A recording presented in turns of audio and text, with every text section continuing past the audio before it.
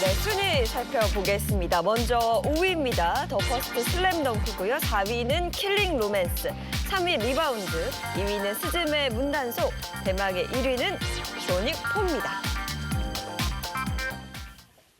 4월은 극장과 비수기로 불리는데 이번에는 이 4월에 개성 가득한 영화가 준비되어 있다고요? 네, 맞습니다. 4월 극장가는 어떤 영화를 선택하셔도 후회가 없을 것 같은데요. 이 더 퍼스트 슬램덩크에 이어서 이건 일본 애니메이션이었죠. 이번에는 한국 놀이, 이 한국 농구 놀이를 잘 보여주는 영화가 나왔습니다. 리바운드인데요. 이 리바운드 외에도 초반 20분만 잘 견디면 이후부터는 계속해서 신선한 장면과 신선한 컨셉으로 이 정말 딱 점철되어 있는 킬링 로맨스가 준비되어 있습니다. 그리고 다가오는 26일에는요.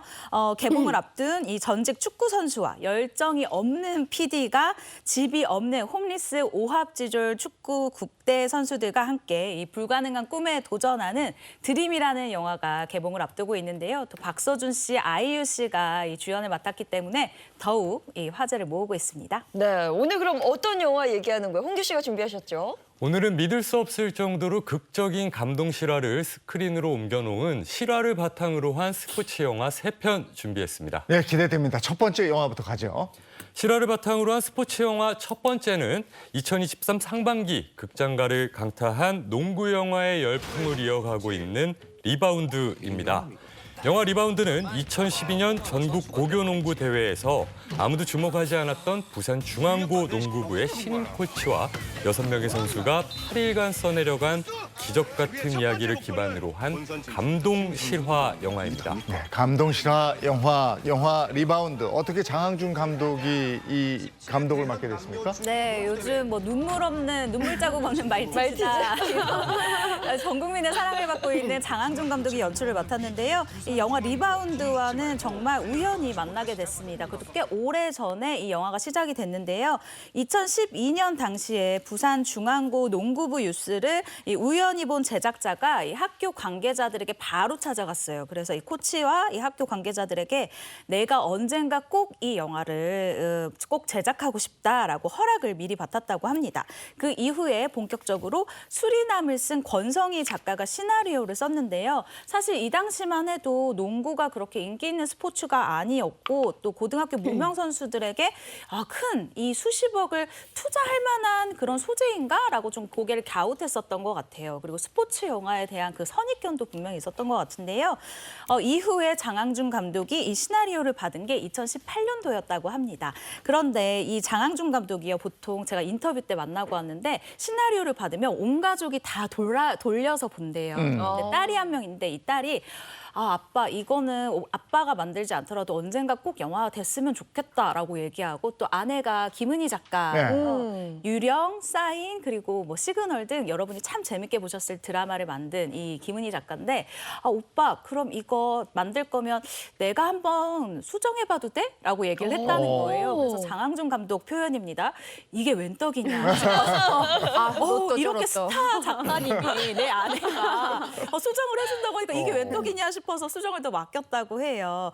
그래서 장항준 감독이 이 시나리오를 전적에 딱 보니까 정말 실화인데도 불구하고 와 이건 정말 영화보다 더 드라마틱한 얘기다라고 생각해서 연출에 본격적으로 뛰어들게 됐다고 합니다. 네. 하지만 영화 리바운드를 만들 때 가장 어려웠던 점이 그 투자였다 그래요? 결국 돈이죠. 장항준 감독이 스태프도 의욕적으로 모집하고 이 체육관에서 몇 날 며칠 무려 500명 오디션. 왜냐하면 농구 영화니까 진짜 농구를 좀 잘해야 되잖아요. 키도 커야 되고. 그렇게 해서 다 이제 배우들도 뽑고 했는데 투자가 받아지지 않는 거예요. 그래서 시체말로 엎어졌습니다, 영화. 스태프들한테 안 되겠다, 안녕, 미안하고 해산을 했는데 이때 기업 넥슨에서 제작비 100억 투자하겠습니다. 이런 제의가 오는 거예요. 이게 총 제작비 한 거의 80% 정도 되는 제작비거든요.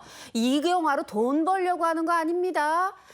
나 이거 젊은 사람들한테 꼭 필요한 영화라서 우리 투자하고 싶습니다. 이렇게 좋은 뜻으로 넥센에서 투자를 해서 이제 시작이 됐어요. 여기다가 이제 범죄 도시로 돈 좀 벌었죠. BA 엔터테인먼트. 또 하정우의 회사 워크하우스 컴퍼니까지 이런 좋은 영화에 우리도 돈 좀 낼게요. 이렇게 해가지고 이게 드디어 시작이 된 거예요. 그래서 장항준 감독 다시 스태프 불러 모으고 추가로 오디션 더 해서 배우들 다 모으고 이렇게 해서 드디어 세상에 나온 영화입니다. 네, 실존 인물을 연기하는 거니까 강양현 코치죠. 네. 이걸 안재홍 씨가 이제 연기를 하는 건데 싱크로율을 높이기 위해서 굉장히 노력을 많이 했겠죠.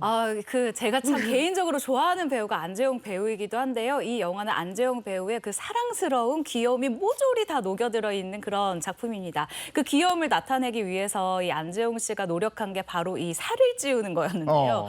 일주일 만에 10kg를 찌웠다고 해요. 와, 그거 어려운 건데. 네, 이게 어떻게 찌웠냐라고 했더니 이번 영화를 준비하면서 가장 쉬운 게 살 찌운 거였다라고 하면서 피자를 먹어서 이 10kg 증량을 했다고 하더라고요. 헤어스타일은 물론이고 뭐 의상, 각종 액세서리 등 이 아주 높은 수준으로 강양현 코치를 외적인 모습을 일치화하기 위해서 노력을 기울였다고 하는데요. 이 후반부 엔딩 장면에 보면 강양현 실제 이 실존 인물이랑 이 사진이 나오면서 정말 비슷하죠. 딱 나오네. 보셨죠? 네. 정말 비슷해요. 그래서 와 안재홍 씨가 정말 칼을 갈고 형을 만든 거구나라는 걸 알 수 있고요.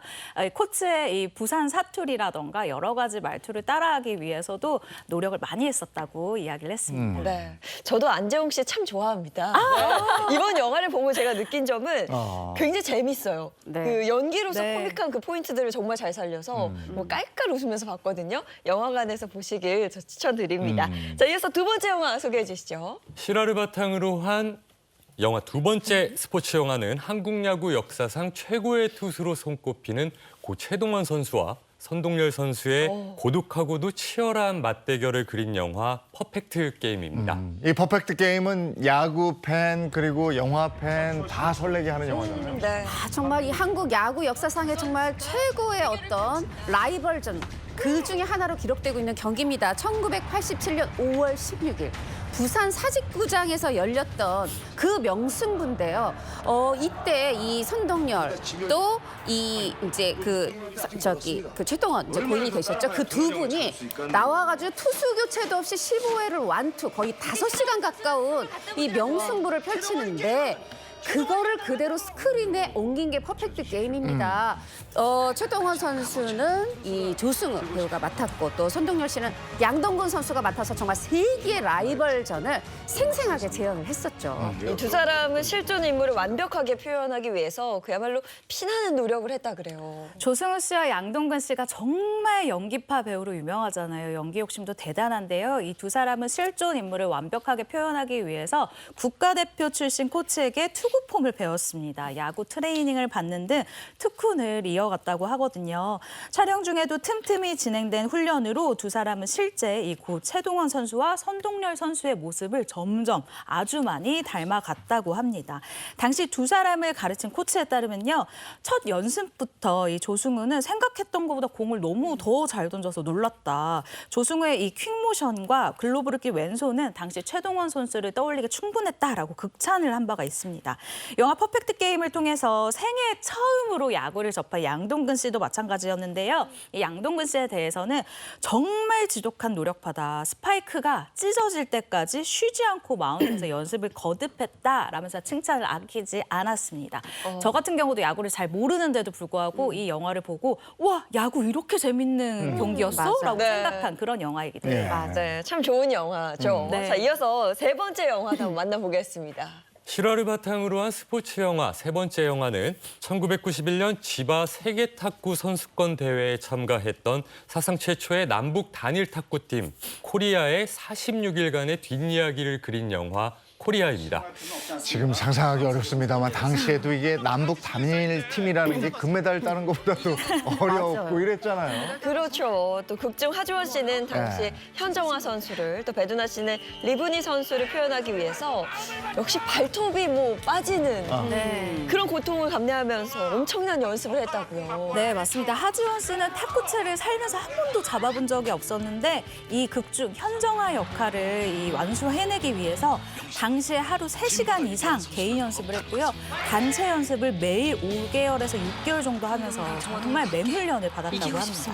심지어 이 운동화에 발톱이 계속해서 이 멈추는 장면에서 계속 탁탁탁 부딪히다 보니까 발톱이 빠진 적이 있다고 해요. 또 극중 이 리브니 역할을 맡은 배두나 씨 역시도 원래 오른손잡이인데 리브니 실제 선수가 이 왼손잡이였다고 합니다. 그래서 오른손잡이가 왼손으로 탁구차를 연습을 했던 거예요.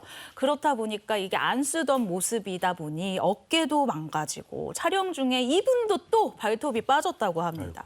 배두나 씨가 현정아 씨한테 이 현정아 감독이죠. 만나서 아니 저 발톱이 연습 중에 빠졌다라고 이제 얘기를 했더니 현정아 선수가 저는 발톱이 아예 없어요라고 얘기를 했다는 거예요. 근데 배두나 씨도 정말 대단한 이 배우인 게 그 말을 딱 듣자마자 나 잘하고 있구나라는 생각이 들었다. 탁구가 운동량이 대단하거든요. 네. 근데 발톱까지 빠져가면서 저렇게 하는지 몰랐고. 저 영화에 187만이 들었는데 다들 감동을 느꼈고 마지막 장면 이제 헤어지는 장면 있잖아요. 남북 선수들이. 거기서 다들 울고 막 그랬다고. 너무 울었어요. 전 관객이 울었죠. 왜냐하면 이제 이 하지연 씨가 이제 양정화 선수죠.